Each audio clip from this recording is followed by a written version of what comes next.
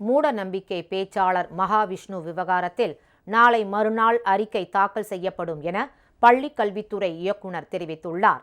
சென்னை அசோக் நகர் சைதாப்பேட்டை பள்ளி மாணவிகளிடையே மூட நம்பிக்கையை ஏற்படுத்தும் விதமாக கல்வி சாராமல் சர்ச்சைக்குரிய சொற்பொழிவு நிகழ்த்தப்பட்ட விவகாரத்தில் பேச்சாளர் மகாவிஷ்ணு கைது செய்யப்பட்டு புழல் சிறையில் அடைக்கப்பட்டுள்ளார்.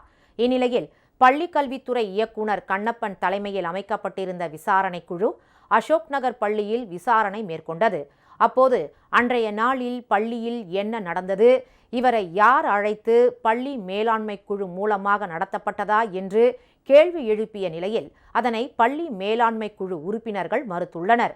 ஆசிரியர்கள், தலைமை ஆசிரியர், பள்ளி சார்ந்த அனைவரும் இதனை எழுத்துப்பூர்வமாக பள்ளி கல்வித்துறை இயக்குநரிடம் தாக்கல் செய்தனர். ஆசிரியர்களின் எழுத்துப்பூர்வ கடிதத்தின் அடிப்படையில் அதனை பதிவு செய்து ஆராய்ந்து தேவைப்படும் பட்சத்தில் அடுத்த கட்ட விசாரணை நடைபெறும் என்று பள்ளிக் கல்வித்துறை இயக்குநர் தெரிவித்தார். மேலும் மகாவிஷ்ணு விவகாரத்தில் நாளை மறுநாள் பள்ளிக் கல்வித்துறை செயலாளரிடம் அறிக்கை தாக்கல் செய்யப்படும் என்றும் தெரிவித்துள்ளார். தேவைப்பட்டால் ஆசிரியர்கள் இரண்டாவது முறையாகவும் விசாரணைக்கு அழைக்கப்படுவதற்கான வாய்ப்பு உள்ளதாகவும் பள்ளிக் கல்வித்துறை தெரிவித்துள்ளது.